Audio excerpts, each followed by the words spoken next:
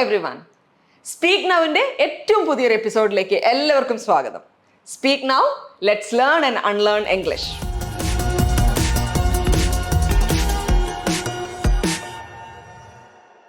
എന്തൊക്കെയുണ്ട് വിശേഷം?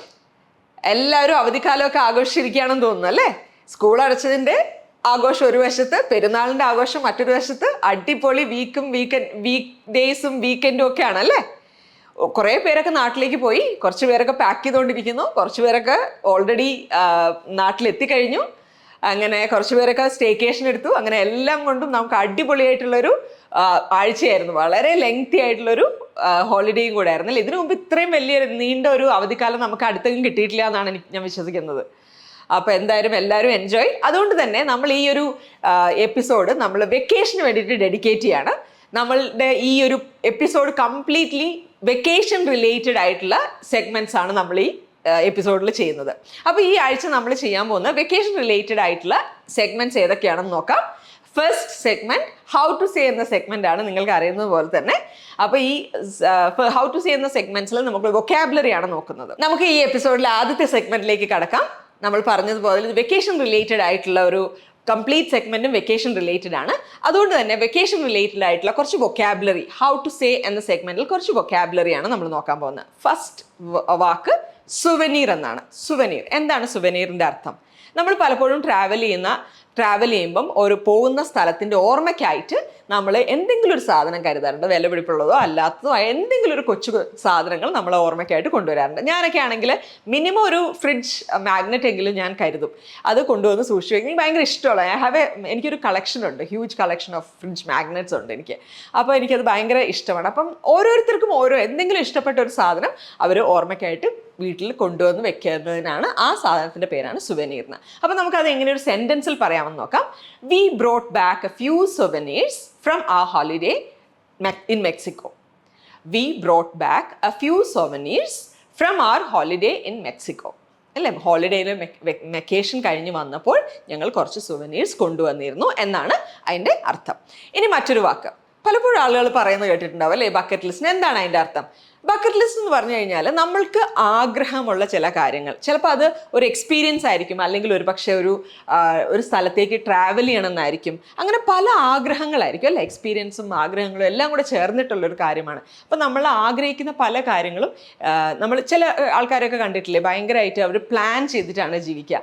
എനിക്ക് അടുത്ത കൊല്ലം ആകുമ്പോഴത്തേക്കും ഇന്നത് നേടണം, അല്ലെങ്കിൽ ഇന്ന കാറ് വാങ്ങിക്കണം, അല്ലെങ്കിൽ ആ ഒരു കമ്പനിയിൽ അവർക്കൊരു പെർട്ടിക്കുലർ കമ്പനിയിൽ എയിം ചെയ്യുന്നുണ്ടാവും, ആ കമ്പനിയിൽ എനിക്ക് ജോലി കിട്ടണം, അല്ലെങ്കിൽ അടുത്ത കൊല്ലം വെക്കേഷന് ഈദ് ഹോളിഡേയ്സിന് ഞാൻ ഇന്ന സ്ഥലത്ത് ട്രാവൽ ചെയ്തിരിക്കും, ഇന്ന കൺട്രി ട്രാവൽ ചെയ്തിരിക്കും, അല്ലെങ്കിൽ ഇത്ര കൺട്രീസ് എനിക്ക് കാണണം, ഒരു വർഷം ഇത്ര കൺട്രീസിൽ എനിക്ക് ട്രാവൽ ചെയ്യണം. അങ്ങനെ ഒരുപാട് ആളുകൾ പ്ലാൻ ചെയ്തിട്ട് വളരെ ഡിസിപ്ലിൻഡ് ആൻഡ് ഓർഗനൈസ്ഡ് ആയിട്ടുള്ള ആൾക്കാരാണ് ഇങ്ങനെ ബക്കറ്റ് ലിസ്റ്റൊക്കെ വെച്ച് ജീവിക്കുന്നതെന്ന് എനിക്ക് തോന്നിയിട്ടില്ല. വളരെ നല്ല കാര്യം കൂടിയാണ്. നമുക്ക് എപ്പോഴും സ്വപ്നങ്ങൾ കാണുമ്പോഴല്ലേ നമുക്കത് നേടാൻ പറ്റുള്ളൂ. അപ്പം ഈ ബക്കറ്റ് ലിസ്റ്റ് എന്ന് പറയുമ്പം ഇത്തരത്തിലുള്ള ചില ആഗ്രഹങ്ങളെയാണ് നമ്മൾ ബക്കറ്റ് ലിസ്റ്റ് എന്ന് വിളിക്കുന്നത്. I have got a few things left on my bucket list. ഇനിയും ഒരുപാട് കാര്യങ്ങൾ എൻ്റെ ബക്കറ്റ് ലിസ്റ്റിൽ കിടക്കുന്നുണ്ട്, എനിക്കത് ചെയ്ത് തീർക്കാൻ പറ്റിയിട്ടില്ല ഇതുവരെ എന്നാണ് ആ സെൻറ്റൻസിൻ്റെ അർത്ഥം. മറ്റൊന്ന് എയർ ഫെയർ. എയർ ഫെയർ എന്ന് പറയുമ്പോൾ നിങ്ങൾക്ക് എല്ലാവർക്കും അറിയാം അല്ലേ. She added Elizabeth's air fare on her expense account. She added Elizabeth's air fare on her expense account. അവളുടെ എക്സ്പെൻസ് അക്കൗണ്ടിലേക്ക് എലിസബത്തിൻ്റെ എയർ ഫെയർ കൂടെ ആഡ് ചെയ്തു എന്നുള്ളതാണ്. ഇനി മറ്റൊന്ന് പുതിയൊരു വാക്ക് ഒരു പക്ഷെ കേട്ടിട്ടുണ്ടാവില്ല, സിയസ്റ്റ. സിയസ്റ്റ എന്താണ് ഈ സിയസ്റ്റയുടെ അർത്ഥം? ഒരു ഉച്ചമയക്കം അല്ലെങ്കിൽ ഉച്ച ഉറക്കം എന്നൊക്കെ പറയില്ലേ, അതാണ് സിയസ്റ്റയുടെ അർത്ഥം. അങ്ങനെ കേട്ടിട്ടുണ്ടോ സിയസ്റ്റ? അതായത് നമ്മൾ ഇപ്പം എല്ലാവരും ജോലി ചെയ്യുന്ന ആൾക്കാരാണല്ലേ, അപ്പോൾ നമുക്ക് ഓഫീസിലിരുന്ന് ഉച്ചമയക്കം ഉച്ചയുറക്കം ഒന്നും നടക്കത്തില്ല. പക്ഷേ വെക്കേഷൻ സമയത്ത് അത് വളരെ സാധ്യമായൊരു കാര്യമാണ്. എല്ലാവരും ഉച്ചയ്ക്ക് ഊണൊക്കെ കഴിഞ്ഞ് നല്ല ഭക്ഷണമൊക്കെ കഴിച്ച് ഒരു 2-3 മണിയാകുമ്പോഴത്തേക്കും ചെറുതായിട്ടൊന്ന് മയങ്ങാൻ കിടക്കും അല്ലേ. അതിന് പറയുന്ന പേരാണ് സിയസ്റ്റ എന്ന്. I walked around his camp to the spot where he was having a siesta. I walked around his camp to the spot where he was having a siesta. അതായത് അയാൾ ഒരു ഉച്ചമയക്കത്തിൽ കിടക്കുന്ന ആ സ്പോട്ടിലേക്ക് ഞാൻ നടന്നു ചെന്നു എന്നാണ്, അല്ലെങ്കിൽ അതിൻ്റെ ചുറ്റും നടന്നു എന്നാണ് അതിൻ്റെ അർത്ഥം. അടുത്ത വാക്കാണ് പിറ്റ് സ്റ്റോപ്പ്. അല്ലെങ്കിൽ സ്റ്റോപ്പ് ഓവർ. എന്താണ് പിറ്റ് സ്റ്റോപ്പ് അല്ലെങ്കിൽ സ്റ്റോപ്പ് ഓവർ? നമ്മൾ ട്രാവൽ ചെയ്യുന്ന സമയത്ത്, എസ്പെഷ്യലി ഒരു കാറിലൊക്കെ ട്രാവൽ ചെയ്യുന്ന സമയത്ത് നമ്മൾ ഇടയ്ക്കൊന്ന് നിർത്തും അല്ലേ? ചിലപ്പം ഒരു ചായ കുടിക്കാനായിരിക്കും, അല്ലെങ്കിൽ ചിലപ്പോൾ രാത്രിയൊക്കെ ആണെങ്കിൽ നമുക്ക് നല്ല ഉറക്കമൊക്കെ വരുന്ന സമയത്താണെങ്കിൽ നമ്മളൊന്ന് നിർത്തിയിട്ട് കുറച്ച് വെള്ളമൊക്കെ എടുത്ത് മുഖത്തൊക്കെ തളിക്കും അല്ലേ? ഒന്ന് ഉണർവ് കിട്ടാൻ വേണ്ടിയിട്ട്. അത് ചിലപ്പോൾ ഒരു പെട്രോൾ ബങ്കിലായിരിക്കും, അല്ലെങ്കിൽ ഒന്ന് വാഷ്റൂം ഉപയോഗിക്കാനായിരിക്കും, ചിലപ്പോൾ ഭക്ഷണം കഴിക്കാനായിരിക്കും. ഒരു ബ്രേക്കാണ്. എസ്പെഷ്യലി ഒരു ലോങ് ജേർണീൻ്റെ സമയത്തൊക്കെയാണ് നമ്മളൊരു പിറ്റ് സ്റ്റോപ്പ് ചെറുതായിട്ടൊന്ന് നിർത്തി റിലാക്സ് ചെയ്ത് പോകുന്നതിനാണ് നമ്മൾ പിറ്റ് സ്റ്റോപ്പ് എന്ന് പറയുന്നത്. അപ്പോൾ അതെങ്ങനെ ഒരു സെന്റൻസിൽ ഉപയോഗിക്കാമെന്ന് നോക്കാം. This little town is an ideal pit stop between the two cities. This little town is an ideal pit stop between the two cities. ഇനി മറ്റൊരു വാക്കാണ് എക്സ്പ്ലോർ. എക്സ്പ്ലോർ എന്ന് പറയുമ്പോൾ ഒരു സ്ഥലത്തിനെ കൂടുതൽ അറിയാൻ വേണ്ടിയിട്ട് അതിലേക്ക് ട്രാവൽ ചെയ്യുന്നു, അവിടേക്ക് പോകുന്നു, അവിടെ പോയിട്ട് അവിടെ സ്ഥലങ്ങൾ കാണുന്നു, ഭക്ഷണം കഴിക്കുന്നു, അങ്ങനെയുള്ള കാര്യങ്ങളൊക്കെ ചെയ്യുന്നു, അല്ലെങ്കിൽ ഷോപ്പിംഗ് ചെയ്യുന്നു ഒക്കെയാണ് എക്സ്പ്ലോർ ചെയ്യുന്നത്. സ്ഥലത്തെ കൂടുതൽ മനസ്സിലാക്കാനും അറിയാനും വേണ്ടിയിട്ട് നടത്തുന്ന ഒരു യാത്രയാണ് എക്സ്പ്ലോർ എന്ന് പറയുന്നത്. I was going to explore this city എന്ന് നമുക്ക് ഒരു സെൻറ്റൻസിൽ പറയാം. ഇനി ഞാൻ പറയാൻ പോകുന്നത് കൺഫ്യൂസിങ് ആയിട്ടുള്ള 2 വാക്കുകളാണ്. ഒന്ന് ട്രിപ്പ്, മറ്റൊന്ന് ജേണി. ഈ ട്രിപ്പും ജേണിയും തമ്മിൽ ഉള്ള വ്യത്യാസം എന്താ? അത് രണ്ടും ഒന്ന് തന്നെയല്ലേ? അതിന് തമ്മിലുള്ള അർത്ഥവ്യത്യാസം ഉണ്ടോ? നമുക്കൊന്ന് നോക്കാം അല്ലേ? ട്രിപ്പ് എന്ന് പറഞ്ഞാൽ എന്താണ്? ഒരു short holiday or time away എന്നാണ്. ഒരു ചെറിയൊരു ഹോളിഡേ, കുറച്ച് സമയം ഇവിടുന്ന് മാറി നിൽക്കുന്നു, അത് ഹോളിഡേക്ക് വേണ്ടിയിട്ട് ഒരു വെക്കേഷൻ്റെ ഭാഗമായിട്ട് നമ്മൾ മാറി നിൽക്കുന്നത്, ഒരു യാത്ര ചെയ്യുന്നതിനാണ് ട്രിപ്പ് എന്ന് പറയുന്നത്. പക്ഷെ എന്നാൽ ജേണി എന്ന് പറഞ്ഞാൽ എന്താണ്? ജേണി എന്ന് പറഞ്ഞാൽ ആ യാത്രയാണ്. Going from this place to other place അല്ലേ? അതായത് നമ്മൾ ദുബായിൽ നിന്ന് അബുദാബിയിലേക്ക് പോവുകയാണ്. ആ ഒരു പ്രോസസ്സിനെയാണ് നമ്മൾ ജേണി എന്ന് പറയുന്നത്. ട്രിപ്പ് എന്ന് പറഞ്ഞാൽ മറ്റൊരു അർത്ഥത്തിലാണ്, ഹോളിഡേ എന്നുള്ള അർത്ഥത്തിലാണ് ഇത് ട്രാവലിങ്ങിനെ കാണിക്കാൻ വേണ്ടിയിട്ട് പറയുന്നതാണ്. അപ്പോൾ നമുക്ക് ഈ 2 വാക്കുകൾ ഉപയോഗിച്ചിട്ട് നമുക്ക് ഓരോ സെൻറ്റൻസ് ഉണ്ടാക്കി നോക്കാം. I'm planning a trip to London. I'm planning a trip to London. ഞാൻ ലണ്ടനിലേക്ക് ഒരു ട്രിപ്പ് പ്ലാൻ ചെയ്യാണ്. മറ്റൊന്ന്, I'm planning to travel to London. ഞാൻ ലണ്ടനിലേക്ക് ട്രാവൽ ചെയ്യാൻ പോവുകയാണ് അല്ലേ? രണ്ടിനും 2 അർത്ഥമാണുള്ളത്.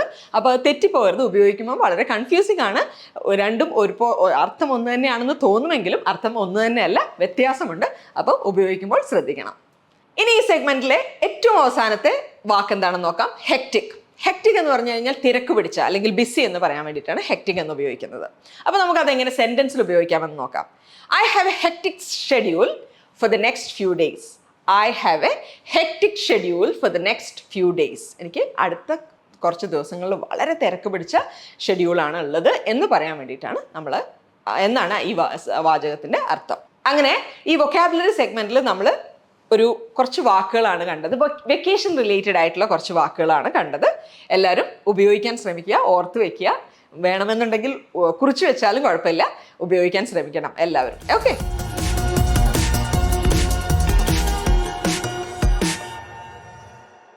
അങ്ങനെ നമ്മൾ ഈ എപ്പിസോഡിന്റെ സെക്കൻഡ് സെഗ്മെന്റിലേക്ക് കടക്കുകയാണ്.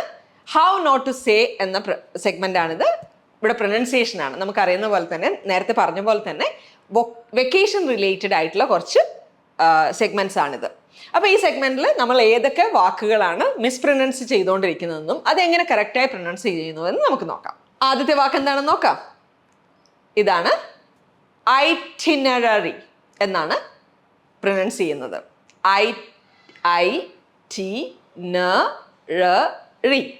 ഐറ്റിനററി എന്നാണ് പ്രൊനൗൺസ് ചെയ്യുന്നത്. എന്താണെന്ന് അറിയാം അല്ലേ? നമ്മളൊരു ട്രാവൽ പ്ലാൻ എന്നാണ് അതിൻ്റെ അർത്ഥം. ഇനി രണ്ടാമത്തെ വാക്ക് എന്താണെന്ന് നോക്കാം. ഇതാണ് വാക്ക്. ഇത് കേട്ട് പരിചയമുണ്ടോ ഈ വാക്ക്? ഒരു പക്ഷെ പലർക്കും അത്ര പരിചയമില്ലാത്തൊരു വാക്കായിരിക്കും അല്ലേ? ഇതെങ്ങനെയാണ് ഇത് പ്രൊനൗൺസ് ചെയ്യുന്നത്? ഹൈയേറ്റസ് എന്നാണ് പ്രൊനൗൺസ് ചെയ്യുന്നത്. ഹൈയേറ്റസ് എന്നാണ് ഇതിൻ്റെ അർത്ഥം. എന്ന് പറഞ്ഞു കഴിഞ്ഞാൽ ഒരു ഷോർട്ട് പോസ് അല്ലെങ്കിൽ ബ്രേക്ക് എന്നാണ്. ചിലപ്പം പക്ഷേ ജോലിയിൽ നിന്ന് ഒരു 6 മാസം ഒരു ബ്രേക്ക് എടുക്കുന്നു, അല്ലെങ്കിൽ 2 മാസം ബ്രേക്ക് എടുക്കുന്നു, അങ്ങനെയൊക്കെ പറയുന്ന ഒരു സിറ്റുവേഷനിൽ നമുക്ക് ഇങ്ങനെ ഉപയോഗിക്കാം, ഈ വാക്ക് ഉപയോഗിക്കാം. ഹൈയേറ്റസ് എന്ന് ഉപയോഗിക്കാം. ഇനി മറ്റൊരു വാക്ക് ഇതാണ് യാച്ച് എന്നൊക്കെയാണ് പലപ്പോഴും ആൾക്കാർ പറഞ്ഞു കേൾക്കാറുള്ളത്. പക്ഷെ ഇത് യാച്ച് അല്ല, യോട്ട് ആണ്. നമ്മൾ ഇവിടെ താമസിക്കുമ്പോൾ നമുക്ക് വളരെ പരിചിതമായൊരു വേർഡാണ് അല്ലേ. നമ്മൾ പലപ്പോഴും ഒരു വെക്കേഷൻ സമയത്തോ അല്ലെങ്കിൽ ഒരു പാർട്ടീൻ്റെ ഭാഗമായിട്ടോ അല്ലെങ്കിൽ ഒരു ബർത്ത്ഡേ സെലിബ്രേഷൻ്റെ ഭാഗമായിട്ടൊക്കെ യോട്ടിൽ നമ്മൾ ട്രാവൽ ചെയ്യാറുണ്ട്, അല്ലെങ്കിൽ യോട്ട് എടുത്തിട്ട് അവിടെ സെലിബ്രേറ്റ് ചെയ്യാറൊക്കെ ഉണ്ട് അല്ലേ. അപ്പോൾ നമുക്ക് വളരെയധികം യൂസ്ഫുൾ ആയിട്ടുള്ളൊരു വാക്കാണ്. അത് കൃത്യമായിട്ട് പ്രൊനൗൺസ് ചെയ്യാൻ ശ്രമിക്കണം. യോട്ട് എന്നാണ് പറയുന്നത്. ഇനി മറ്റൊരു വാക്ക് ഇതാണ്. അതെങ്ങനെ പ്രൊനൗൺസ് ചെയ്യുന്നത് നോക്കാം. വോയേജ്. വോയേജ് എന്നാണ് അത് പ്രൊനൗൺസ് ചെയ്യുന്നത്. മറ്റൊന്ന് നമ്മൾ സാധാരണയായിട്ട് ഉപയോഗിക്കാറുള്ള ഒരു ടേമാണ് ടിക്കറ്റ്. ടിക്കറ്റ് എന്നാണ് പറയുന്നത് പലപ്പോഴും. പക്ഷെ അത് ടിക്കറ്റ് അല്ല, ടിക്കറ്റ് ആണ്. ടിക്കറ്റ് ആണ്. അത്ര സ്ട്രെസ് ചെയ്ത് പറഞ്ഞാൽ, അത്ര ശ്രദ്ധിച്ച് കേട്ടാൽ മാത്രമേ, നമ്മളൊക്കെ പറയുമ്പോൾ എപ്പോഴും തെറ്റിച്ചിട്ടായിരിക്കും പറയുന്നുണ്ടാവുക. പക്ഷേ ഇംഗ്ലീഷുകാർ സംസാരിക്കുമ്പോൾ ബ്രിട്ടീഷുകാരുടെ പ്രൊനൗൺസിയേഷനിൽ അത് ടിക്കറ്റ് ആണ്, ടിക്കറ്റ് അല്ല. മറ്റൊന്ന് ലൗഞ്ച്. ലൗഞ്ച്. ലൗഞ്ച്. മറ്റൊരു വാക്കാണ് ഹോട്ടൽ എന്നാണ് നമ്മൾ പലപ്പോഴും ഇതിന് പറയാറുള്ളത്. പക്ഷെ ഹോട്ടൽ അല്ല, ഇറ്റ്സ് ഹോട്ടേൽ. ഹോട്ടേൽ. മറ്റൊരു വാക്ക് വെഹിക്കിൾ എന്നൊക്കെ പറയാറുണ്ട്. പക്ഷെ വെഹിക്കിൾ അല്ല, വീക്കിൾ. വീക്കിൾ. വീക്കിൾ എന്ന് പറയാം. അപ്പോൾ പ്രൊനൗൺസിയേഷൻ സെഗ്മെന്റിലുള്ള ഈ വാക്കുകൾ എങ്ങനെ പ്രൊനൗൺസ് ചെയ്യണമെന്ന് ശ്രദ്ധിച്ചിട്ടുണ്ടാവും അല്ലേ. ഇനി അടുത്ത തവണ തൊട്ട് ശരിയായി പ്രൊനൗൺസ് ചെയ്യാൻ ശ്രമിക്കും.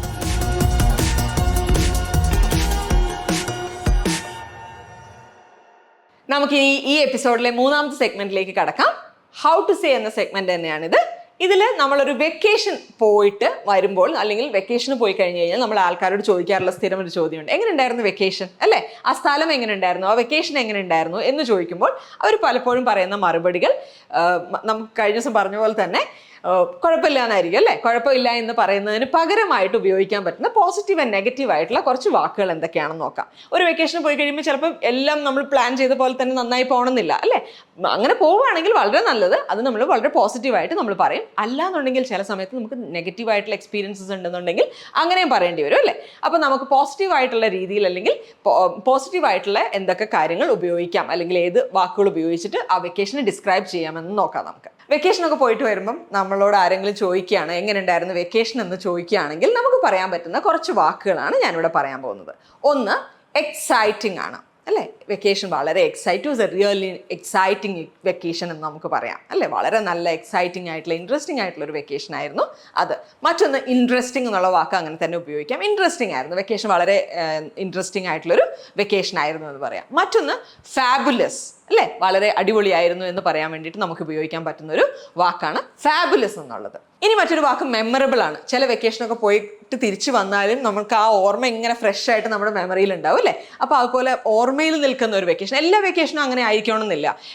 നമ്മൾ പ്ലാൻ ചെയ്താൽ പോലും ചിലപ്പോൾ നല്ല അടിപൊളിയായിരിക്കും, ചിലപ്പോൾ നമ്മൾ വിചാരിക്കാത്ത പോലെ ചില കാര്യങ്ങളുണ്ടാവും. പക്ഷെ ചിലതൊക്കെ വളരെ മെമ്മറബിൾ ആയിട്ട് നിൽക്കുന്ന ഒരു വെക്കേഷനാണ്. എൻ്റെ മനസ്സിലും അങ്ങനെ മെമ്മറബിൾ ആയിട്ട് നിൽക്കുന്ന കുറച്ച് വെക്കേഷൻസ് ഉണ്ട്. ഇനി മറ്റൊന്ന് റിലാക്സിങ് എന്ന് പറയാം. വെക്കേഷൻ വളരെ റിലാക്സിങ് ആയിരുന്നു. ചില സ്ഥലങ്ങളിൽ പോയി കഴിഞ്ഞാൽ നമ്മൾ ഭയങ്കര ടയേർഡായിരിക്കും, മടുത്തിട്ടായിരിക്കും നമ്മൾ തിരിച്ചു വരുന്നത്. അയ്യോ ഇനി വയ്യ, വെക്കേഷനാണ് പോയത്, റിലാക്സ് ചെയ്യാനും എൻജോയ് ചെയ്യാനൊക്കെയാണ് പോയത്, പക്ഷേ നമുക്ക് ഒട്ടും റിലാക്സ് ചെയ്യാനോ എൻജോയ് ചെയ്യാനോ പറ്റാത്ത ഇത് തിരിച്ചു വരുന്ന സാഹചര്യങ്ങളുണ്ട്. അപ്പോൾ റിലാക്സിങ് ആയിട്ടുള്ള വെക്കേഷൻ ആയിരുന്നു എന്ന് പറയാം. എസ്പെഷ്യലി നമ്മളൊരു ബീച്ച് സൈഡിലേക്കൊക്കെ പോവുകയാണെന്നുണ്ടെങ്കിൽ നമ്മുടെ വെക്കേഷൻ എപ്പോഴും ഒരു റിലാക്സിങ് ആയിരിക്കും. ഫോർ എക്സാമ്പിൾ മാൽഡീവ്സിലേക്കൊക്കെ ട്രാവൽ ചെയ്യുകയാണെന്നുണ്ടെങ്കിൽ നമുക്ക് കാര്യമായിട്ട് അധികം എക്സ്പ്ലോർ ചെയ്യാനൊന്നുമില്ല. നമ്മൾ ഒരുപാട് ട്രാവൽ ചെയ്ത് നടക്കേണ്ട ആവശ്യമൊന്നുമില്ല. നമ്മളവിടെ ഭയങ്കര റിലാക്സ് ചെയ്ത് ചില്ല് ചെയ്ത് അവിടെ ഇരിക്കാം. പക്ഷെ അങ്ങനെയല്ല, ചില സ്ഥലത്തേക്കൊക്കെ പോയി കഴിഞ്ഞ് കഴിഞ്ഞാൽ നമ്മൾ നടന്നും ട്രാവൽ ചെയ്തൊക്കെ നമ്മൾ മടുത്തു പോകാറുണ്ട് അല്ലേ. അപ്പോൾ അങ്ങനെ റിലാക്സിങ് ആയിട്ടുള്ള വെക്കേഷൻ ഉണ്ട്. ഇനി മറ്റൊന്ന് നെഗറ്റീവായിട്ട് ഉപയോഗിക്കാൻ പറ്റുന്ന, ഇപ്പം നമ്മൾ നേരത്തെ കണ്ടത് പോസിറ്റീവായിട്ട് ഉപയോഗിക്കാൻ പറ്റുന്ന കുറച്ച് വാക്കുകളാണ് അല്ലേ. ഞാൻ പറഞ്ഞു വെക്കേഷനെ നമുക്ക് ചിലപ്പോൾ നെഗറ്റീവായിട്ടും പോസിറ്റീവായിട്ടും പറയേണ്ടി വരും. ഇനി നെഗറ്റീവായിട്ട് ഉപയോഗിക്കാൻ പറ്റുന്ന കുറച്ച് വാക്കുകൾ അതെന്തൊക്കെയാണെന്ന് നമുക്ക് നോക്കാം. ഒന്ന് മൊണോട്ടനസ് എന്ന് പറയാം. അത് സ്ഥിരം കണ്ട് പഴകി, അല്ലെങ്കിൽ മടുപ്പിക്കുന്ന, അല്ലെങ്കിൽ ഒരു പുതുമയും ഇല്ലാത്തത് എന്നൊക്കെ പറയാൻ വേണ്ടിയിട്ട് ഉപയോഗിക്കുന്ന ഒരു വാക്കാണ് മൊണോട്ടനസ് എന്ന് പറയുന്നത്. വെക്കേഷൻ എങ്ങനെ ഉണ്ടായിരുന്നു, വളരെ മൊണോട്ടനസ് ആയിരുന്നു, പ്രത്യേകിച്ച് ഒന്നും തോന്നിയില്ല, സ്ഥിരം സ്ഥലം എന്ന് പറയില്ലേ, അതുപോലത്തെ ഒരു സിറ്റുവേഷൻ. ഇനി മറ്റൊന്ന് ബോറിംഗ് ആണ്. വളരെ ബോറിംഗ് ആയിരുന്നു, ഇഷ്ടപ്പെട്ടതേ ഇല്ല, അവിടെ പോയിട്ട് ബോറടിച്ചു എന്ന് പറയും. പല കാരണങ്ങൾ കൊണ്ടായിരിക്കാം അങ്ങനെ ബോറിംഗ് ആയിട്ട് തോന്നിയിട്ടുണ്ടാവും. മറ്റൊന്ന് ഹൊറിബിൾ അല്ലെങ്കിൽ ടെറിബിൾ, ടെറിഫൈങ് എക്സ്പീരിയൻസ് ഒക്കെ പറയും അല്ലേ. നമ്മുടെ വെക്കേഷൻ ചിലപ്പോൾ ചില സമയത്ത് നമ്മൾ ഒട്ടും എക്സ്പെക്ട് ചെയ്യാതെ നമ്മൾ വിചാരിക്കുന്നതിൻ്റെ നേരെ ഓപ്പോസിറ്റ് ആയിട്ട് നമുക്കത് ഓർക്കാൻ ഇഷ്ടമില്ലാത്ത അല്ലെങ്കിൽ പേടിപ്പിക്കുന്ന ഒരു അനുഭവമായി മാറുന്ന പല സാഹചര്യങ്ങളും ഉണ്ട് അല്ലേ. ഇപ്പം നെറ്റ്ഫ്ലിക്സിലൊരു സിനിമ വന്നിട്ടുണ്ട്, എസ്കേപ്പ് ഓൺ എന്നാണ് ഫിലിമിൻ്റെ പേര്. ആ ഫിലിം ഇതുപോലെ ഒരു ഫാമിലി ഒരു കംബോഡിയയിലേക്ക് നടത്തുന്ന ഒരു ട്രിപ്പിനെ കുറിച്ചിട്ടാണ്. അവരൊരു വെക്കേഷൻ എടുക്കുകയാണ് കംബോഡിയയിലേക്ക്, ഒരു ചെറിയ ഫാമിലി. ആ ഫാമിലി അവിടെ പോയി കഴിയുമ്പോൾ അവരുടെ ലൈഫിൽ ഉണ്ടാകുന്ന കുറേ അൺഎക്സ്പെക്റ്റഡ് ആയിട്ടുള്ള ഈവൻസിനെ കുറിച്ചാണ് ഈ ഒരു ഫിലിം പറയുന്നത്. വളരെ ത്രില്ലിംഗ് ആയിട്ടുള്ളൊരു ഫിലിമാണ്. പറ്റിയാൽ അത് കാണും എല്ലാവരും. അങ്ങനെ ബോറിംഗ് വെക്കേഷനൊക്കെ ഉണ്ടാകുന്ന സമയത്ത് ആൾക്കാരോട് ഇനി കുഴപ്പമില്ല എന്ന് പറയുന്നതിന് പകരം ബോറാണ് അല്ലെങ്കിൽ എങ്ങനെയായിരുന്നു എന്ന് പറയാൻ വേണ്ടിയിട്ട് ഇത്തരം വാക്കുകളൊക്കെ ഉപയോഗിക്കാൻ ശ്രമിക്കുക. Okay, thank you.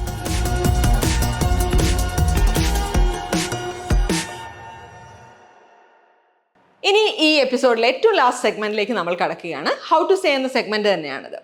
ഈ വെക്കേഷനൊക്കെ പോകുന്ന ആൾക്കാരോട്, ട്രാവൽ ചെയ്യുന്നൊക്കെ ആൾക്കാരോട് നമ്മൾ ചിലപ്പോൾ ഒരു വിഷ് ചെയ്യാൻ വേണ്ടിയിട്ട് എങ്ങനെയാണ് വിഷ് ചെയ്യേണ്ടതെന്ന് നമുക്കറിയില്ല അല്ലേ. ചിലപ്പോൾ ഒരു വാക്കായിരിക്കും, ഒരു ടേം ആയിരിക്കും, ഒരു സെൻറ്റൻസ് ആയിരിക്കും, ഒരു ഫ്രേസ് ആയിരിക്കും. അങ്ങനെ പല രീതിയിൽ നമുക്ക് അവരെ വിഷ് ചെയ്യാൻ പറ്റും. അപ്പോൾ അതെന്തൊക്കെയാണെന്ന് നമുക്ക് നോക്കാം. ആദ്യത്തേത് ബോൺ വോയാഷ്. ബോൺ വോയാഷ് എന്ന് പറയാം. എന്ന് വെച്ചാൽ സേഫ് ജേർണി എന്നുള്ള അർത്ഥം തന്നെയാണ് വരുന്നത്. മറ്റൊന്ന് have A safe flight or A train, അല്ലെങ്കിൽ എങ്ങനെയാണോ പോകുന്നത് അങ്ങനെ ഹാവ് എ സേഫ് ഫ്ലൈറ്റ് എന്ന് പറയും അല്ലേ. അല്ലെങ്കിൽ ട്രെയിൻ അല്ലെങ്കിൽ bus, what ever it be, അങ്ങനെ നമുക്ക് വിഷ് ചെയ്യാം. മറ്റൊന്ന് നമ്മൾ വളരെ സിമ്പിളായിട്ട് എൻജോയ് യുവർ ജേർണി എന്ന് പറയാം. Enjoy your journey. മറ്റൊന്ന് wishing a safe journey and a relaxing holiday എന്ന് നമുക്ക് പറയാം. Wishing you a safe journey and a relaxing holiday. ഒരു ഹോളിഡേ ഒക്കെ പോകുന്ന ആൾക്കാരോട് നമ്മളെപ്പോഴും പറയാറുള്ളത് wishing you a safe journey and a relaxing holiday. മറ്റൊന്ന് may your journey be stress free and bring you home safely. May your journey be stress free and bring you home safely. ഇങ്ങനെ നമുക്ക് പറയാം. ഇനി ഈ എപ്പിസോഡിൽ ഏറ്റവും exciting ആയിട്ടുള്ള സെഗ്മെന്റിലേക്ക് നമ്മൾ കടക്കുകയാണ്. നമ്മളുടെ ആക്ടിവിറ്റി സെഗ്മെന്റ് ആണ്. ആക്ടിവിറ്റി സെഗ്മെന്റിൽ കഴിഞ്ഞ ആഴ്ച ചോദിച്ച ചോദ്യം എന്താണെന്ന് ഓർമ്മയുണ്ടോ? ചോദ്യത്തിന് ഉത്തരം കിട്ടിയോ? ചോദ്യം എന്താണ്? കാംഗറൂവിൻ്റെ കുഞ്ഞിന് എന്താണ് പറയുന്നത് അല്ലേ. കാംഗറൂ, ഞാൻ പറഞ്ഞു ഓരോ ആനിമൽസിൻ്റെ കുട്ടിക്കും ഓരോ പേരുകളാണുള്ളത്. അപ്പോൾ അതിൻ്റെ പേരെന്താണ്? കാംഗറൂ കുഞ്ഞിന് എന്താണ് പറയുക? ജോയ് എന്നാണ് പറയുക. ജോയ് എന്നാണ് കാംഗറൂവിൻ്റെ കുട്ടിക്ക് പറയുന്ന പേര്. ഉത്തരം കിട്ടിയായിരുന്നോ? ഇനി നമുക്ക് ഈ എപ്പിസോഡിലെ ആക്ടിവിറ്റിയിലേക്ക് കടക്കുകയാണ്. അങ്ങനെ ഇതാണ് ചോദ്യം. ചേര തിന്നുന്ന നാട്ടിൽ ചെന്നാൽ ചേരയുടെ നടുക്കഷ്ണം കഴിക്കാം. ഇത് എങ്ങനെ ഇംഗ്ലീഷിൽ പറയാം? അല്ലെങ്കിൽ ഇതേ അർത്ഥം വരുന്ന ഒരു കാര്യം ഇംഗ്ലീഷിലേക്ക് പറയണം. അതെങ്ങനെ പറയാം? ഇതിനൊരു ഇഡിയമുണ്ട്, ഇംഗ്ലീഷിലൊരു ഇഡിയമുണ്ട്. ആ ഇഡിയം എന്താണെന്ന് കണ്ടുപിടിക്കൂ. ഈ ചോദ്യത്തിനുള്ള ഉത്തരവുമായിട്ട് അടുത്ത എപ്പിസോഡിൽ നമുക്ക് കാണാം. Stay tuned.